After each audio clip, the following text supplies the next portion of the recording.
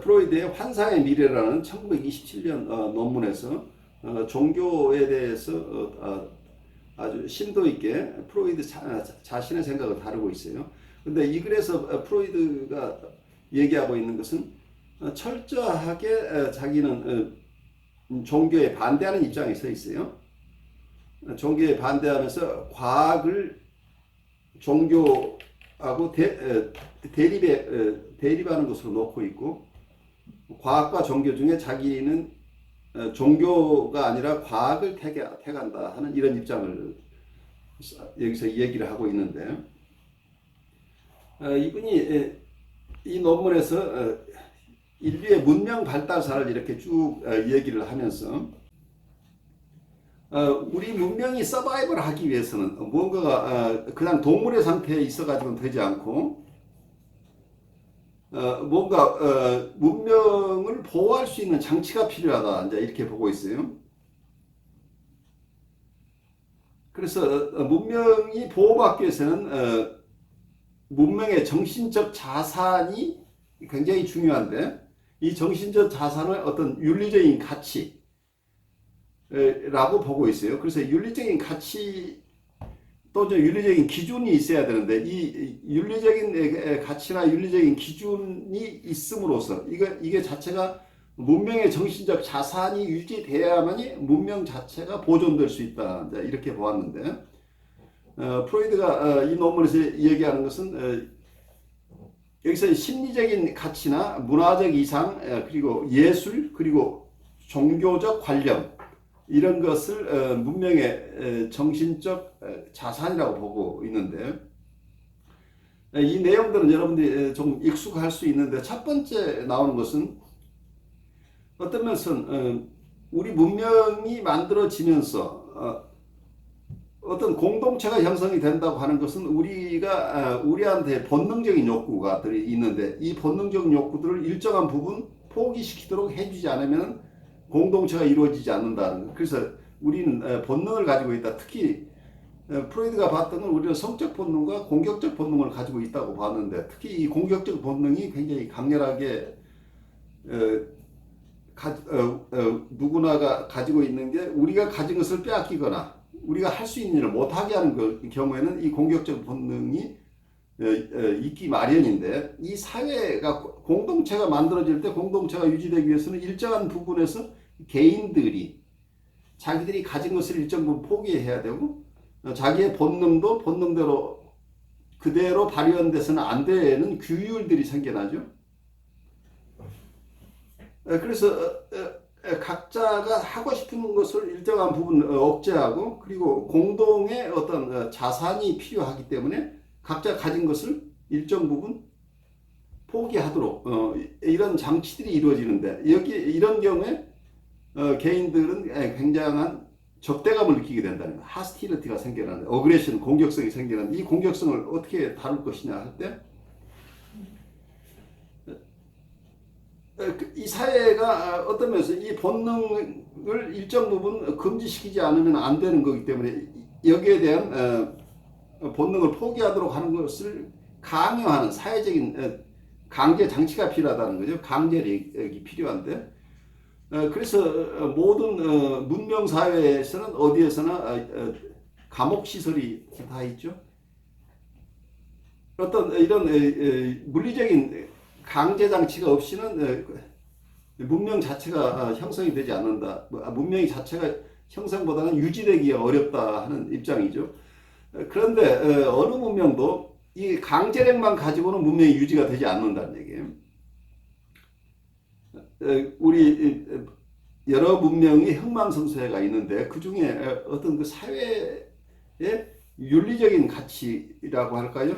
문명의 정신적 자산이 사라져버리면 그 문명이 유지되기 어렵다, 이제 이런 쪽에서 우리가 얘기를 할 수 있겠는데, 첫 번째로는 우리가 사회의 부를 각자가 가진 것을 다 자기 마음껏 쓰도록 하는 게 아니고, 일정한 부분은 사회 부를 공평하게 배분하는 장치도 필요하고, 그리고 본능을 억제하는 역할들을 하다 보니까 이 문명과 개인은 충돌하게 돼 있다는 얘기죠. 근데 문명과 개인이 충돌하는 것을 예방하는 것을 만약에 우리가 개인의 어떤 각자가 가지고 있는 본능들을 무조건 강압시킨다고 한다면 전 국토를 감옥으로 만드는 수밖에 없잖아요. 근데 그렇지 않고 문명이 유지될 수 있는 첫 번째가 개인들 안에 양심이 있어야 된다는 거예요. 개인들이 외부 강제력을 내재화시켜야 된다. 이게 바로 사회 질서를 자기 안에 가져와야 된다는 게 말하자면 우리가 프로이드가 봤던 초자라는 얘기죠. 우리 안에 사회에서 원하는 것들, 사회가 가지고 있는 룰이라는 게 있는데, 그래서 이건 우리는 어디에서 배우냐면 부모님으로부터 배우죠. 특히 아버지로부터 어린 시절에 어떤 것은 해서 되고 어떤 것은 해서는 안 된다. 어떤 것은 해야 되고 어떤 것은 해서는 안 된다. 금지와 그리고 어떤 의무가 있죠. 이런 것들을 자기의 초자로 가져갔다고 하는 것은 이 초자를 만족시키려고 하는 작업이 어떠면 그렇게 되면 우리의 도덕적인 사람이 우리가 되기 때문에 여기에서 어떤 면에서는 자기애적 만족이 여기에도 생겨나죠. 아, 내가 오늘 착한 사람이 됐다.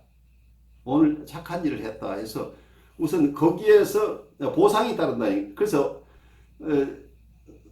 어떤 방식으로는 심리적인 보상이 따르는 것들이 있어야 되는데 이 보상을 주는 것들이 첫 번째 자기 안에 양심이 형성이 돼서 이게 슈퍼이고로 기능을 한다면 외부 사회가 강제하는 것 말고 당연히 외부의 법질서에 따라야 되겠죠. 법질서 이전에 우리가 도덕적인 마음을 가지고 우리가 어떤 것은 해야 되고 해서는 안 된다는 룰이 있기 때문에 그래서 각자 어떤 시민들 스스로의 마음 안에 자체적인 룰들이 생겨나야 된다는 우선 이게 문명이 유지되기 위해서는 첫 번째 심리 내적 개개인의 심리 내적인 어떤 도덕 기준이 윤리적인 기준이 형성돼야 된다. 이제 이렇게 보고 있고 그래서 이러한 작업이 일어나지 않은 어떤 원시적인 상태에서는 문명이 발달하기 어렵다는 얘기를 하고 있어요. 그리고 두 번째로는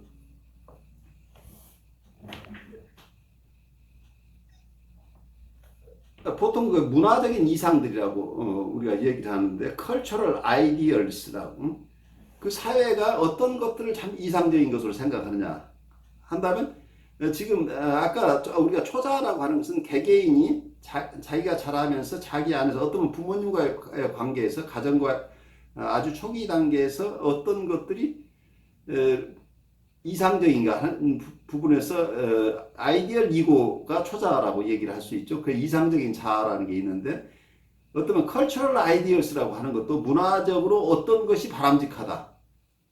그래서 사회에 많은 공헌을 하는 것을 이상적으로 생각한다면 그런 것을 cultural ideals를 자기의 이고 아이디얼로 가져오는 작업들이 일어나기 때문에 문화적으로 어떤 것을 이상적으로 생각하느냐 하는 것들이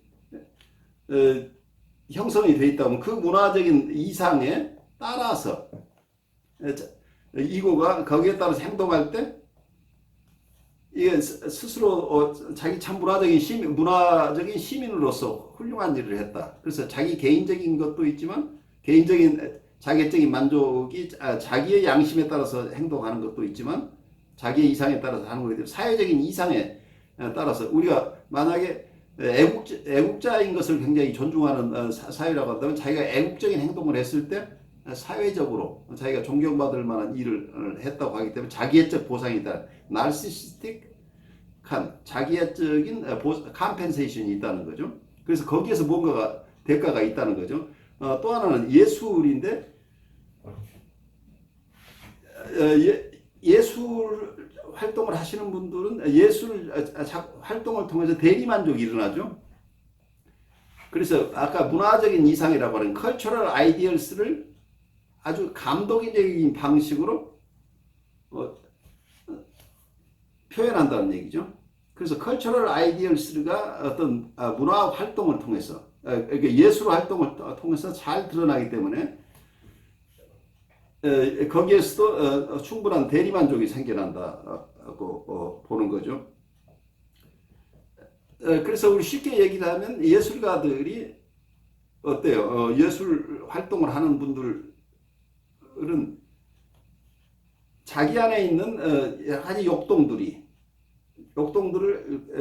그냥 있는 그대로 표현하는 게 아니고 이걸 승화시키는 거죠. 서블리메이션이 일어나는. 보통 우리의 욕동은 성적 욕동과 공격적인 욕동인데 이것이 그대로 드러나는 게 아니고 예술 활동이라는 모습으로 승화돼서 드러난다는 얘기죠. 그래서 승화된 작품 활동을 통해서 거기에 대리만족이 생겨난다는 얘기죠.